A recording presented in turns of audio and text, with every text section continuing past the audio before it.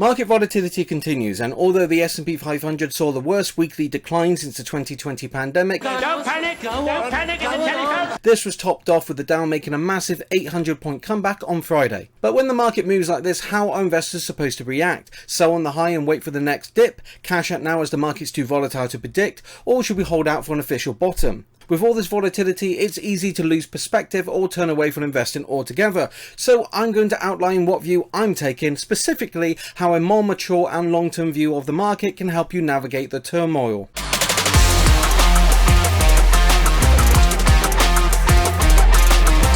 Despite closely monitoring my portfolio in preparation for how the market is trending, rotating stocks, cutting back on my most expensive positions, like many investors, this hasn't protected me from the recent pain of the market.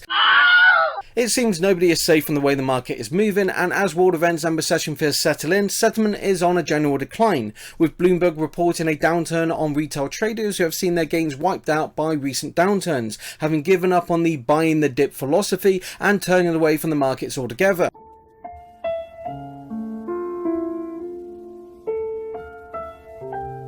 I've pointed out in past videos that the introduction of trading apps in addition to the pandemic opened the door to many retail investors who are stuck at home with excess cash to invest, who have driven a market influenced more by sentiment than fundamentals. Back in March 2020, you could invest in practically any beaten down stock as they had little elsewhere to go other than up, and this created a multitude of speculative and pandemic stocks that rocketed to massive highs, and that momentum drove the movement of SPACs, meme stocks, NFTs, cryptocurrencies. The market was like a ball on steroids, pumped up by those with more money than sense. Shut up and take my money! Creating a generation of impatient retail investors who, having seen massive returns on their investments within a matter of months, expect that generosity to continue in the future. But as these speculative and pumped up trends collapse under the threat of inflation, this is not the mollycoddling environment retail investors are accustomed to, and they lack the funding, training, experience and patience to take a long-term view of the market, so now they're bailing. It's a shame to see sentiment fall, but the idea of amateur investors taking their overly optimistic, tweet-buying, short-sighted meme trades with them seems like a good idea overall, getting them out the way so the serious investors can get to work. What I want my viewers to understand is the driving force behind my investments and why I do this channel is that I believe everybody should be investing if they can take it seriously, because for the majority of people, the system we have been brought up on is a big fat lie. As children, we were expected to go to school, study, get an education, go to college, university, get a job, a career, work hard so we can end up getting married, buy a car, a house, have children who could then go into the same system. Education has taught generations to adopt an employee mindset, the idea that your ability to earn is reliant on you working for your employer. Very few of us end up in our dream jobs, making full use of our education or skills, as we often end up having to compromise our dreams and ambitions for the work we can get, whilst austerity, the wealth gap between the rich and the poor, such as the gap between employees and employers, continues to get larger. House prices continue to rise faster than earnings, with wages failing to keep up with inflation, and the working class are expected to work harder for longer just to get by, as living costs continue to rise. Even if you manage to save money, bank interest rates are a fraction of inflation, meaning you get poorer by saving more. Add to this the increased living age, and within the next decade we're going to see the result of a massive pension shortfall that will leave many retirees with fewer assets than previous generations, unable to get by on their pensions. The system is broken, and as wealth continues to accumulate with the minority, there are fewer opportunities for everyone else to get ahead. Consider the Burrito Principle, a concept imagined by the 19th century Italian economist Frido Burrito. From his research in Italy, he theorized that the wealth and ownership was apportioned so that 20% of the population owned 80% of the wealth, whereas 80% of the population owned just 20% of the wealth. The concept does give an impression of how austerity was at the time. However, modern technology means we have a more accurate and detailed data on wealth distribution, where we can identify an even worse distribution of wealth across the world. With data from Credit Suisse from 2021 showing the top 1.1% have the most abundance compared to others, with 45.8% of the wealth, whilst the next 11.1% of population own 39.1% of the wealth, and the majority, 87.8%, must share the last 15% of wealth. Please, sir, I want some more. All the while, the richest are able to use political influence and legal loopholes to protect and grow their wealth even further. They avoid paying taxes and they underpay their workers who have little choice but to accept what little pay they can get. It's harder for the lower classes to rise out of austerity, whilst during world events such as Ukraine and the pandemic, the 1% are able to amass even more wealth. The reason for such a division is that the wealthy have a huge advantage in obtaining more wealth. Let's consider Joe. He has an average paying job in the USA with a median salary, and much like many working class people, he's part of the production class, where the majority of his earnings go back into the economy through taxes, insurance, bills, food costs, etc. So he has little excess income. His living costs are average at $2,000 a month, and he puts away a nominal 10% each month. That's $3,424 a year to invest into the S&P 500, which over the last 5 years earned 17% and historically has averaged 10% a year.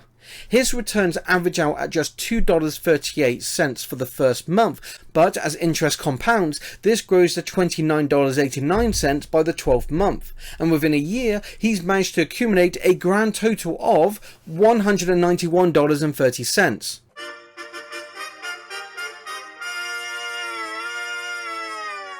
Like many working class people, the idea of putting away $3.5 grand for a year for such a small return hardly seems worth it, and it's not going to change his circumstances, and this is a similar stance for many people who don't invest. Now meet Richard, who's never had a job in his life, but he comes from a rich family. He's just inherited $1 million from a grandmother he never met. He's considered putting it into the bank, where 2.5% interest would equate to $69 a day, $386 a week, or $25,288 a year. That would be enough to live on, given that he lives with his parents and he likes to stay at home playing computer games and watching YouTube. However, like Joe, he puts it in the S&P 500, which reaches the same 10% compound annual growth by the end of the year.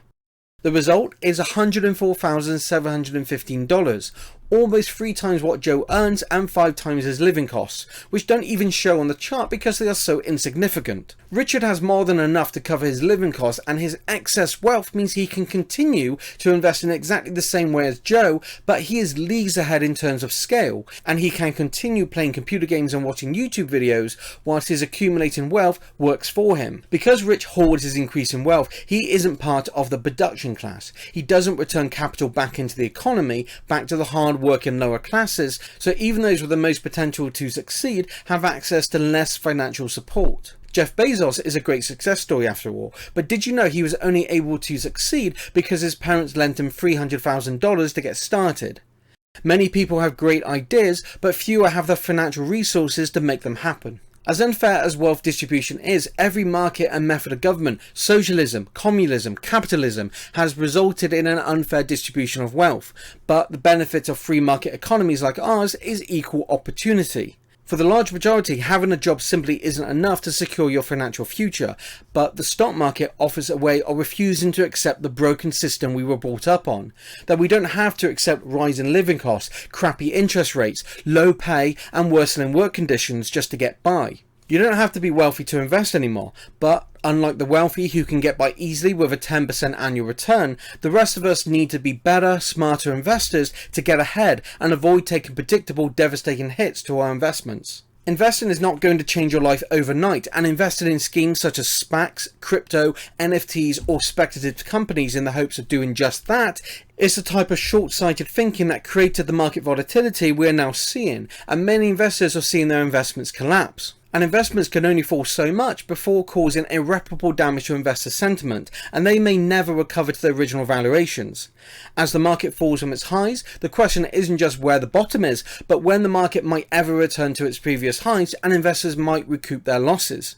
With many pandemic stocks such as Peloton, Teladoc and Robinhood, it's clear some companies might never recover. If we were to line up the S&P chart against Apple, it's pretty clear how closely linked they are, with Apple being a bellwether for the tech industry, and we can add many tech stocks following similar patterns, from their highs to the current lows.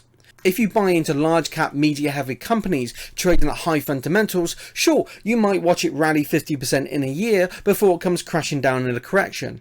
It's a fun ride if you have the will to sell on a peak and walk away with some decent gains, but for most, they might hold on to a position just that little bit too long and watch it fall 25% in a day.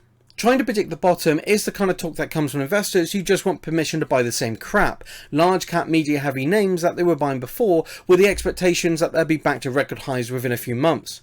Companies that move with that type of momentum almost always end up in a correction. So if you're sitting on investments with 30, 50, 100% gains within a matter of months, you need to be very critical of your current position. If you look back at the 2020 crash, it took just 5 months for the S&P 500 to return to its previous levels before it rallied, with many investors willing to continue the bull run into ridiculous record highs. What we're seeing now is the most overbought companies being put back in their place, whilst better valued companies are taking collateral damage. Despite this, there are companies who continue their distinctive path instead of being swept up by momentum. They stay within their fairly valued range, growing at a consistent pace relative to the fundamentals of the business and the market, not speculation, sentiment, or CEO tweets. Sure, you could invest in companies that make you a quick buck in the short term, but you better have the discipline to sell at the right time or tolerate the pain of seeing your position slash within a matter of days. A company that trends 100 to 300% over a 5 to 10 year period is far better than one that reaches highs and lows within a year trading on short-term investor sentiment. These are the type of investments that could end up as a deposit for your house, money for your retirement, your charged tuition, or even just a reasonable return on your savings.